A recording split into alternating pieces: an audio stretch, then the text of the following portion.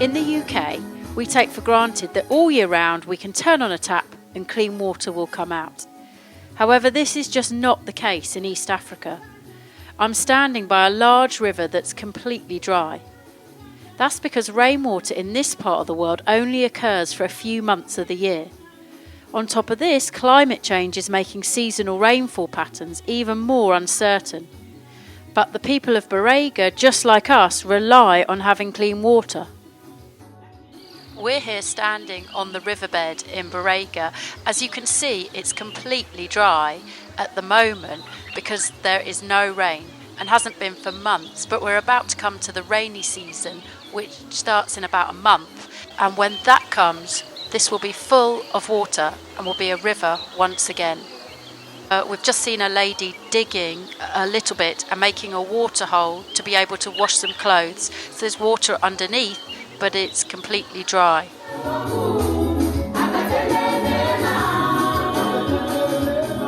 This borehole provides water for the whole village. It's dug 12 metres down, which means the water is much, much purer than if you were to take it directly from the river or just dig a little hole, because it's been filtered down, and so it's really good quality water.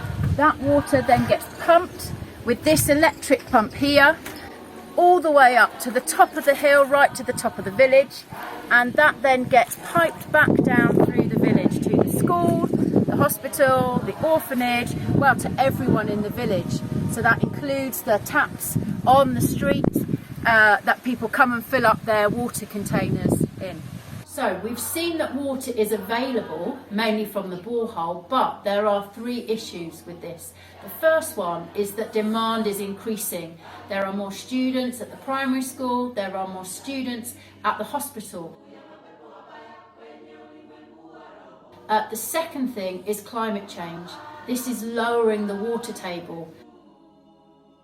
And we know this because some of the hand pumps that Bread installed a few years ago are now not working because of the water table.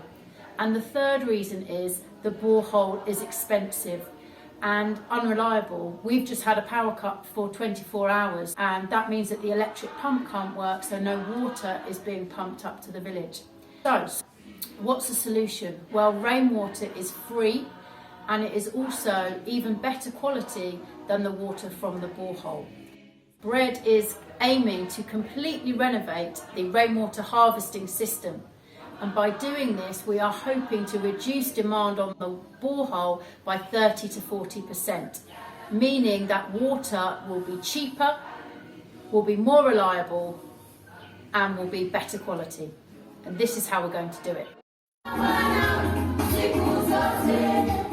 I'm standing outside the ladies' ward at Barega Hospital, and I'm going to explain how the rainwater collection works. In a couple of weeks the rainy season will start, and the first thing that you need is a tin roof.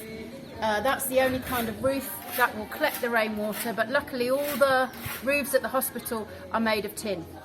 It comes then into the guttering here, and this guttering that you see has just been replaced, so it's brand new.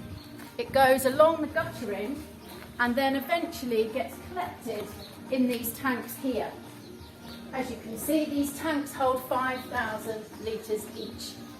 From there, the pipe goes down. The pressure in the tank will allow the water to go down and then back up into the basins of the ladies' ward just behind that wall there.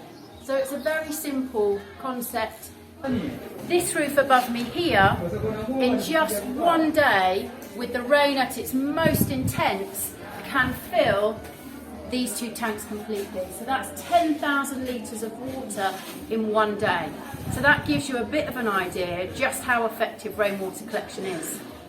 Bread has split the work into 3 phases, and each phase costs about £10,000. When it's finished, there'll be new rainwater collection systems in the hospital, the health college, the primary school and the orphanage. Phase 1 was being done whilst we were in Borrega, and our aim is to raise enough money to complete the further 2 phases.